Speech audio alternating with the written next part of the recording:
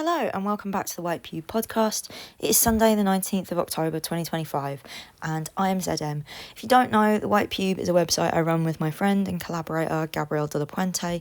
Gab is in Liverpool, I am in London. Between these two cities we take turns to write about art or culture at large, whatever takes our fancy on any given Sunday. We publish these texts on the whitepube.com. This podcast feed is where we put the audio versions of those texts so you can listen to us, the writers, read our own words in our own voices. That's the spiel. I've actually got some notice board items to alert you of this week, so bear with before I get into the text. If you don't know, you might have heard about this. I feel like we keep banging on about it. Our book, Poor Artists, is out in paperback. It's very good, I've heard. My mum thinks it's really good.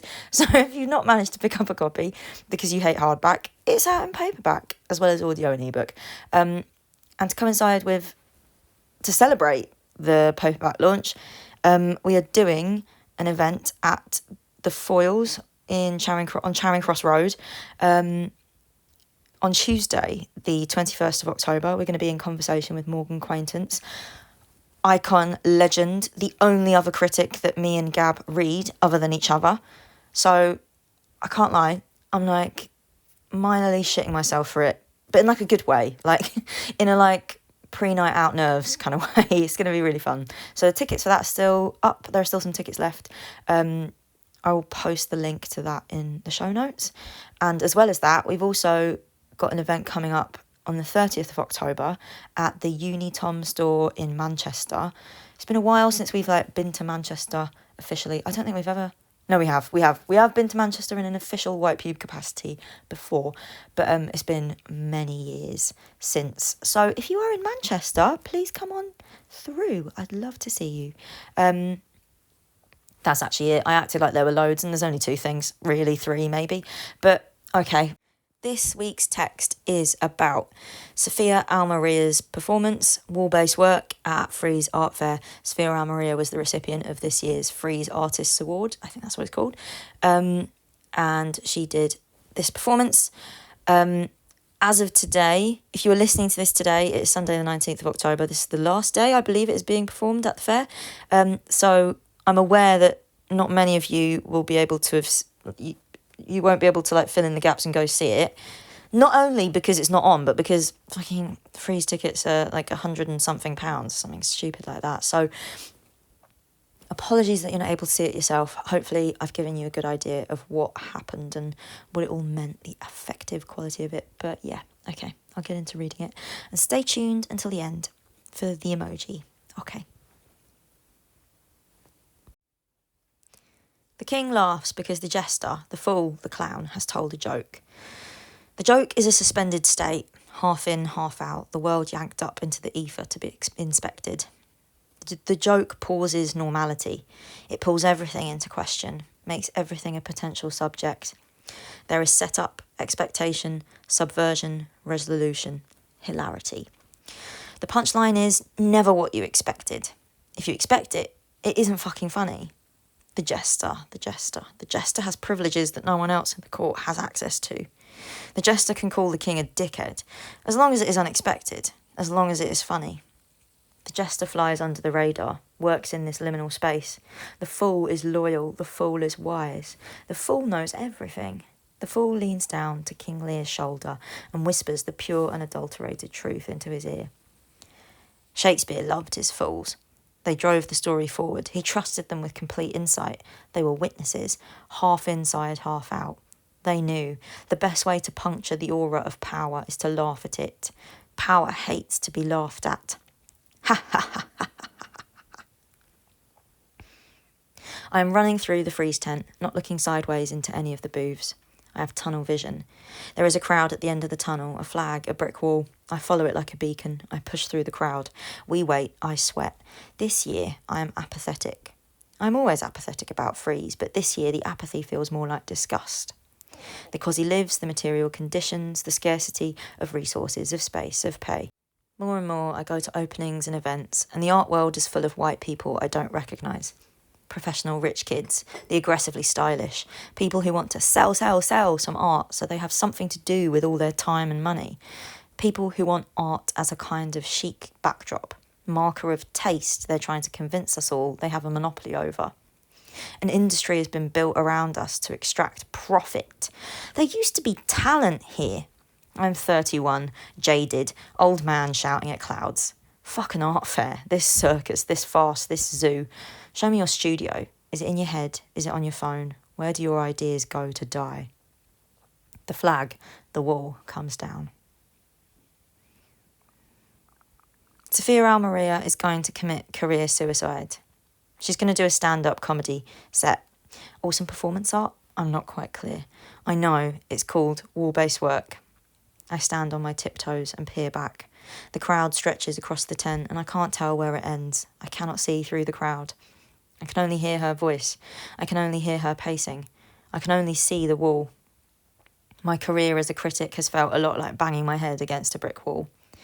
This wall is not the fourth wall. It's not the Berlin Wall. It's a metaphorical wall, the wall we build up within ourselves. If it was like the Wailing Wall and you could insert your prayers into it, I'd insert my invoices. Maybe someone will pay me. There's nothing funny about this. There's nothing funny about the horrors, about the art world samsara-ing.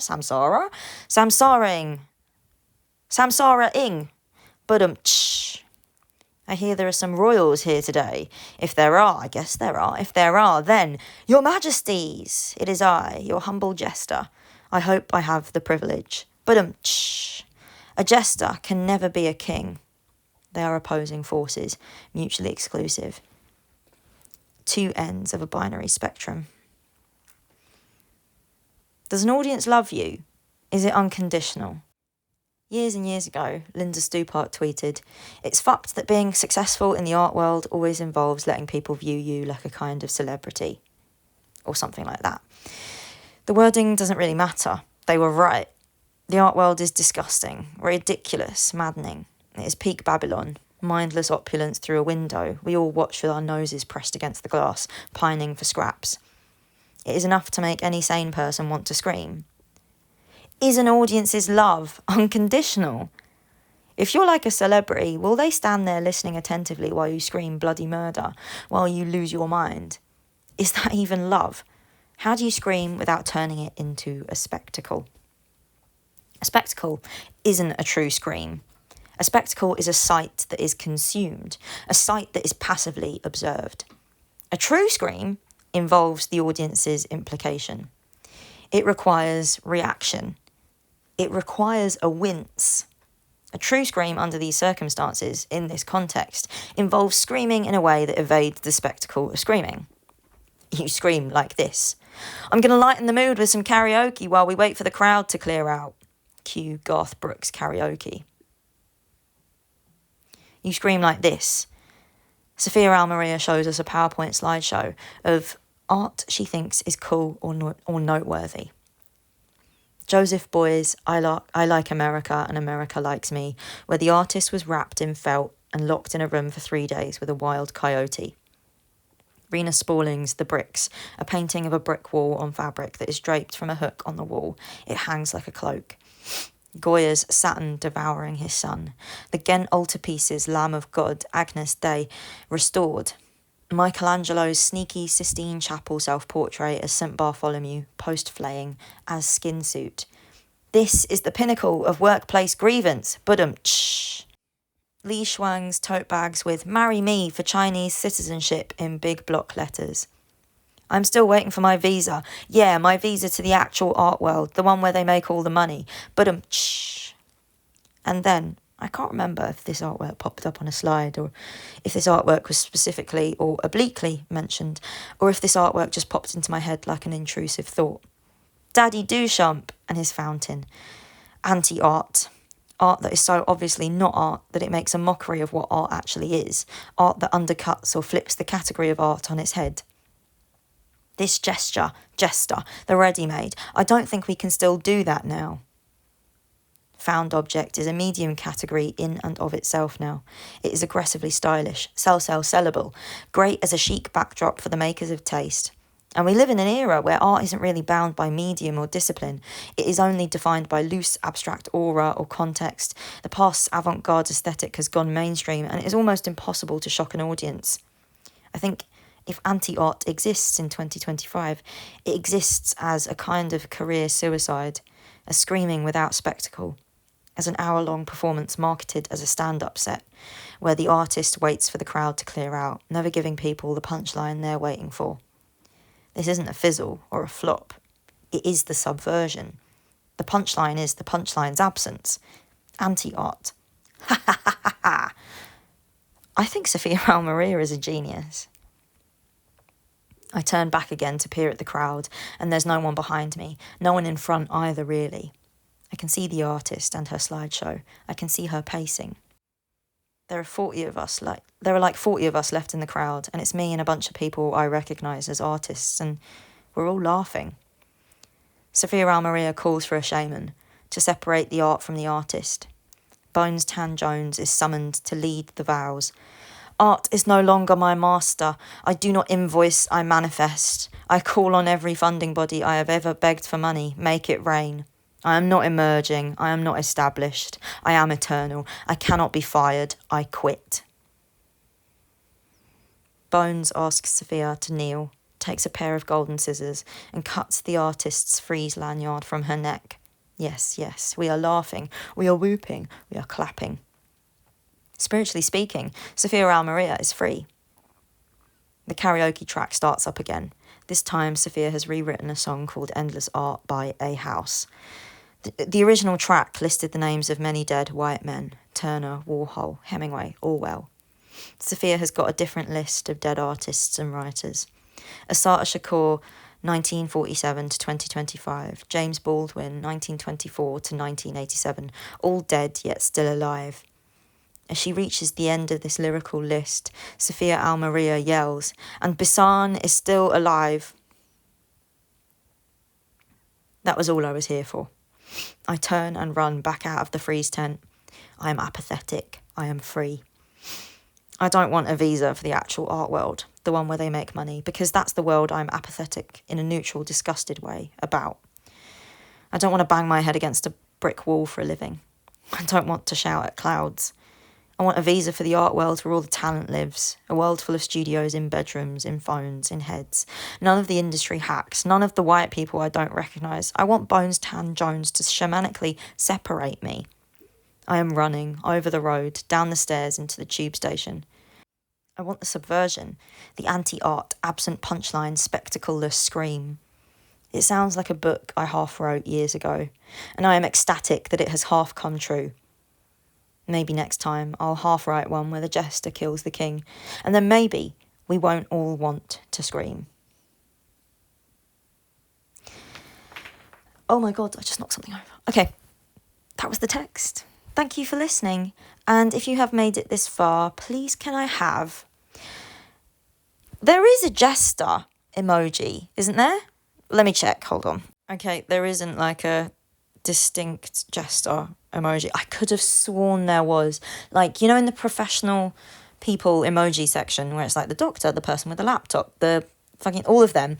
I could have sworn there was a Jester, but there isn't. So can I either have the clown emoji, the clown emoji, or because the Jester, the clown, the fool, same thing, right? Similar area. The clown emoji, or there is a Joker emoji somewhere towards the back when they've got like the cards and stuff. So either one of those, please. Unless you can find the Jester, and like I'm just looking too quickly. Maybe it's still there. I hope it's still there. I want a bit more diversity when it comes to that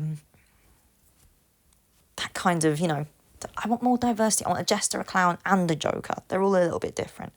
Anyway, that was this week's text. Thank you for listening. I hope you had a good Sunday, and I will see you next time. Okay.